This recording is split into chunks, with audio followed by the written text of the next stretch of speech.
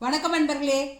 இன்னைக்கு நம்ம ராயல்ஸ் கிச்சனில் ஃபீவர், காஃப் மற்றும் உடல் வலியை முறிக்கக்கூடிய நம்ம தமிழ் முறைப்படி எப்படி மருந்து செய்வது என்பதை பார்க்க போகிறோம்.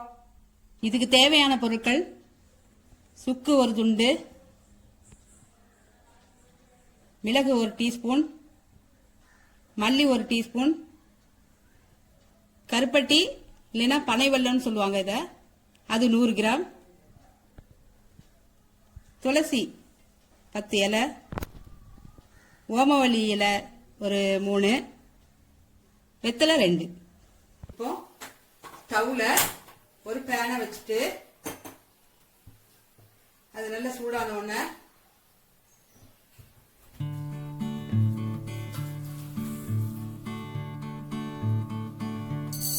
மல்லி ஒரு ஸ்பூன், மிளகு ஒரு ஸ்பூன் போட்டுட்டு அதை நல்லா வறுத்து எடுத்துக்கணும். இந்த மிளகானது நல்லா வெடிச்சு சவுண்டு வரும், டப் டப்னு வெடிக்கும்.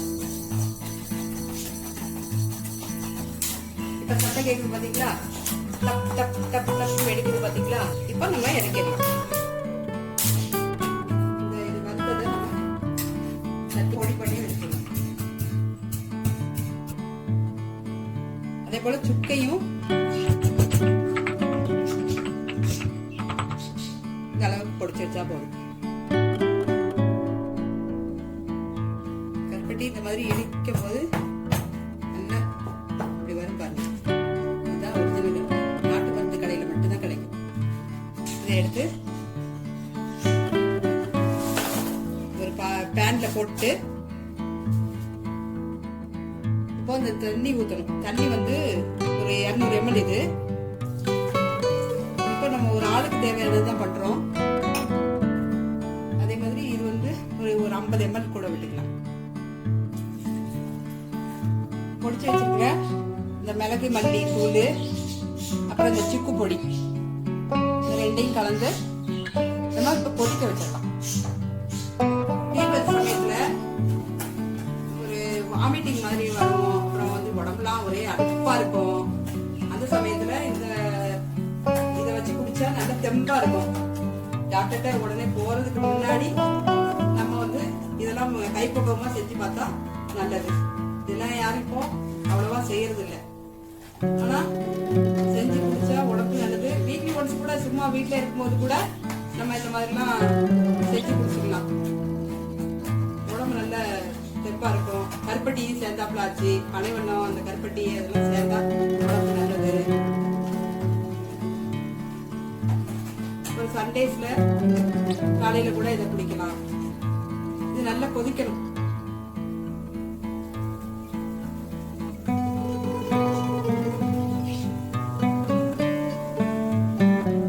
ஒரு 2 நிமிஷத்துல இது கொதிச்சிருச்சு. கொதிச்ச உடனே நம்ம எடுத்து வச்சிருக்கிற இந்த துளசியில ஒரு 10 இலை, அப்புறம் அந்த ஓமவல்லி இலையில 2, 3, அப்புறம் வெத்தலை 2 வெத்தலை எடுத்து அதையும் அப்படி கிள்ளி போட்டுருணும். கிள்ளி போட்டு இது ஒரு நிமிஷம் கொதிக்கட்டும். இப்போ இந்த மாதிரி நல்லா கொதிச்ச உடனே நம்ம ஃபில்டர் பண்ணிக்கலாம்.